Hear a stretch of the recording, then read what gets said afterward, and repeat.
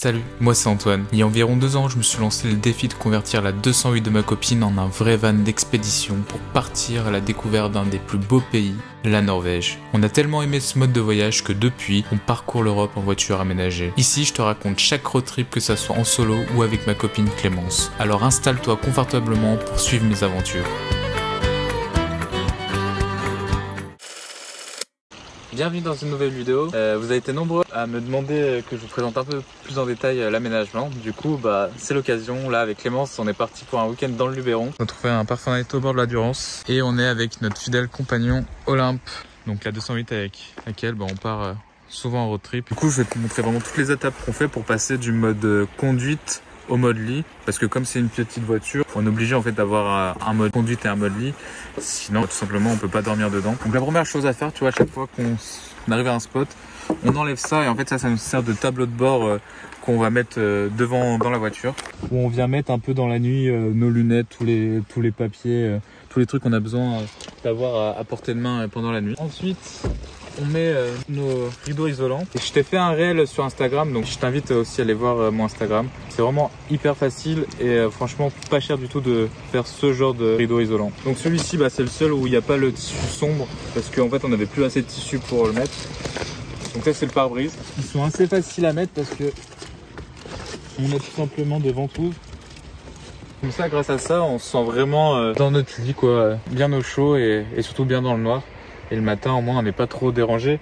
Et avec cette partie isolante, les rayons du soleil sont reflétés. Donc ça permet, quand il fait trop chaud, de garder une certaine fraîcheur à l'intérieur. Et aussi, on s'est rendu compte que c'était vraiment bien, c'est que ça gardait vachement bien aussi l'humidité.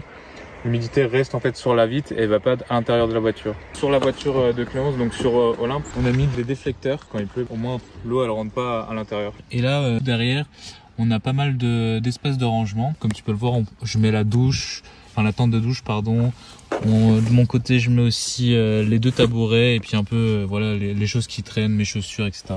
Et de l'autre côté, là, on met un peu tout ce qui contient de l'eau ou du liquide. Donc on a notre douche solaire, je te la présenterai juste après, et on a notre bidon d'eau potable. Et on met aussi le réchaud et quelques trucs qui traînent. Et là aussi, je vais te les montrer juste après. C'est nos 2 pilotis qui permettent de déplier le lit correctement. Tout le caisson, il est en bois, donc on l'a fait en contreplaqué. Pareil, j'ai fait un petit réel de combien ça nous avait coûté, donc si tu peux aller le voir sur Instagram. Et il est entièrement déboîtable. Il n'y a aucune vraiment vis permanente dessus. Et là, ce qu'on fait, c'est que ici, c'est vraiment le compartiment où on met notre nourriture. Bon, là, comme on est parti juste pour le week-end, on a beaucoup moins de choses que quand on part en grand voyage, comme en Écosse, au Portugal ou en Norvège. Et là, de ce côté, on met tout ce qui est à faire, donc nos habits et des fois le réchaud. Des fois, on met nos duvets aussi maintenant. Ce qu'on a fait là pour l'Écosse, on a investi dans des pochettes qui sont vraiment hyper bien. C'est des pochettes hyper compactes où en fait on met nos habits dedans. Grâce à ces pochettes, on peut mettre nos habits ici. Donc là, comme on n'avait pas beaucoup d'affaires, on en a mis aussi à l'intérieur du caisson. Mais bref, quand on est parti en Écosse, on devait vraiment optimiser la place. On mettait vraiment les 4 pochettes qu'on avait de chaque côté. Bon, maintenant je vais te montrer comment on passe du mode conduite au mode lit. Bon, la première chose qu'on fait, c'est on avance tous les sièges et on doit enlever les appuis-têtes de chaque siège, sinon ça passe pas. L'objectif, c'est de baisser les 2 sièges avant et qui passent en dessous des 2 planches pliables. Donc là, ça, je les avance vraiment au maximum. Donc on a un tissu de protection qu'on a récupéré et après je vais mettre le pilotis sur l'assise et je mets l'appui-tête par dessus, comme ça il prend pas de place. Notre matelas, il est en 3 matelas, donc c'était des matelas clic-clac que j'ai découpé, qu'on a découpé nous-mêmes et qu'on a cousu une housse par dessus. Et là c'est vrai que ça c'est la technique, on va dire, qu'on a commencé à utiliser en Écosse parce qu'il pleuvait beaucoup. Et en fait, pour éviter de les mettre dehors, les matelas, ce qu'on fait tout simplement, on vient glisser les 2 matelas principaux devant, juste le temps de déplier les planches. Une fois que j'ai mis mes matelas devant, comme on veut baisser les dossiers des sièges avant, on doit enlever à chaque fois tout ce qu'on met, enfin pas tout, mais presque tout ce qu'on met en dessous. Et moi aussi maintenant de mon côté, il faut que je fasse pareil. Là je vais juste enlever nos 2 tabourets. Donc là, ce que tu peux voir, c'est ce que j'appelle les 2 planches pliables. Elles sont reliées ensemble par cette planche là et par 3 vis papillons. Et ce que tu vois là, les 2 trous ici, les 2 pilotis vont venir se loger dans les 2 encoches. Et le principe, il est simple de ces 2 planches pliables, c'est qu'une fois dépliées, Bien, on vient mettre ça dans ce logement là, donc il y a la même chose en dessous, ce qui permet qu'une fois dépliée, que la planche soit en fait solidaire et solide, pas qu'elle se casse comme ça. Maintenant on fait passer les deux dossiers des sièges avant en dessous de cette planche. Donc là Clémence passe les deux dossiers en dessous et voilà, on déplie et on a juste à repasser par-dessus nos matelas. Maintenant j'ai juste à mettre cette planche dans l'encoche,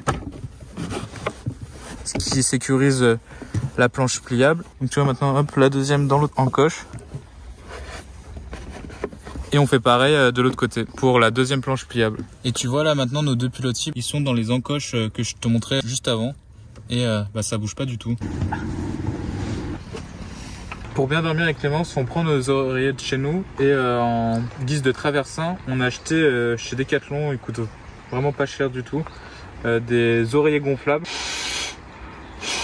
qui sont vraiment gonflés en 2 secondes. Et en guise de couette, pareil avec Clémence, on a chacun notre duvet. C'est des duvets Decathlon. Clémence, elle a pris un 10 degrés confort et moi j'ai un 15 degrés confort.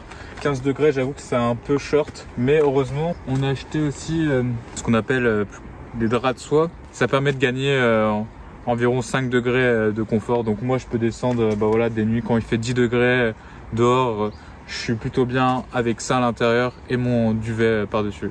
Et si jamais, voilà, si on a vraiment trop froid avec notre duvet et nos draps de soie, on ajoute par-dessus notre plaid.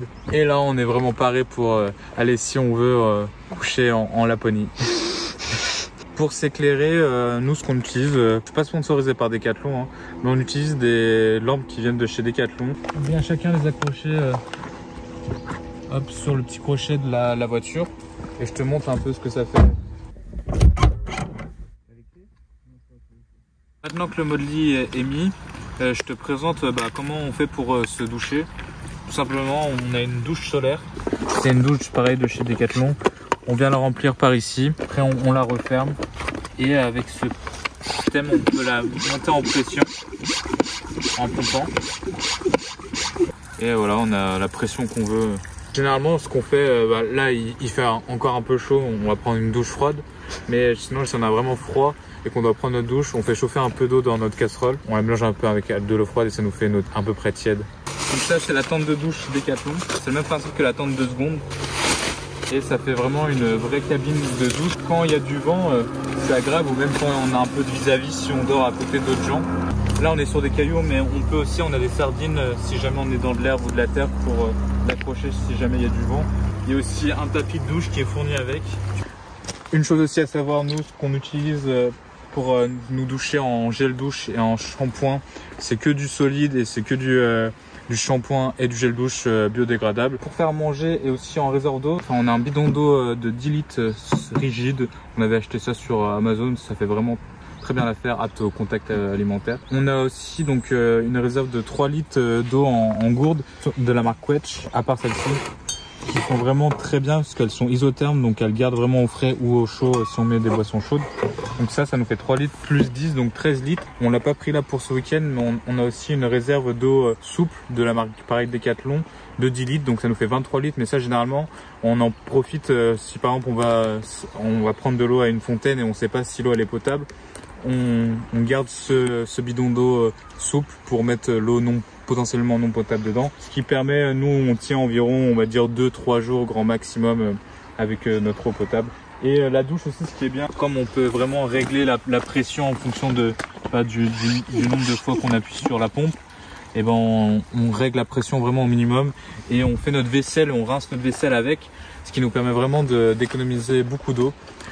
Pour laver la vaisselle, on utilise du savon de Marseille. Ça fait presque 2 ans qu'on l'a et le truc il a toujours pas bougé. Et pareil, c'est biodégradable. Pour faire à manger, pour cuire nos aliments, on a un réchaud de la marque Camping Gaz qui fait très bien l'affaire avec des bonbonnes de gaz. Généralement, pour un road trip d'1 mois, on en prend 5 ou 6 bonbonnes avec nous de gaz et ça nous fait largement les 1 mois pour le road trip.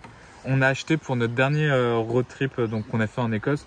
Là, on l'a pas amené avec nous ce week-end parce qu'on comptait pas l'utiliser. On a acheté le four Omia. Et pour l'instant, on n'est pas déçu. Mais par contre, faut faire attention, c'est que si tu veux l'utiliser et l'acheter, il faut déjà utiliser le bord silicone et aussi avoir du temps, parce que nous on s'est rendu compte que par exemple soit pour faire une quiche ou soit pour faire un cake, c'est les deux seules préparations qu'on a fait pour l'instant. Ça demande quand même beaucoup de temps. Grosso modo, il faut que tu comptes limite un x2 par rapport à un four traditionnel. Voilà, donc si tu as du temps devant toi et que comme nous là aujourd'hui tu es arrivé tôt à un spot, tu peux te permettre de te faire un petit plaisir. On va dire donc les inconvénients du four Omia, c'est le temps comme je te disais, et aussi que ça grille pas autant que dans un four traditionnel. J'ai fini de te présenter l'aménagement. N'hésite pas à poser toutes tes questions en commentaire, je les répondrai avec plaisir. Je te remercie d'avoir regardé la vidéo jusqu'à la fin, c'était la dernière de 2023. Abonne-toi pour ne pas louper la suite de mes aventures. Je te souhaite d'agréables fêtes de fin d'année et si tu ne l'as pas encore vu, je t'invite à aller regarder ma série de vidéos sur mon road trip d'1 mois en Écosse avec Olympe. Sur ce, je te dis à bientôt. Ciao.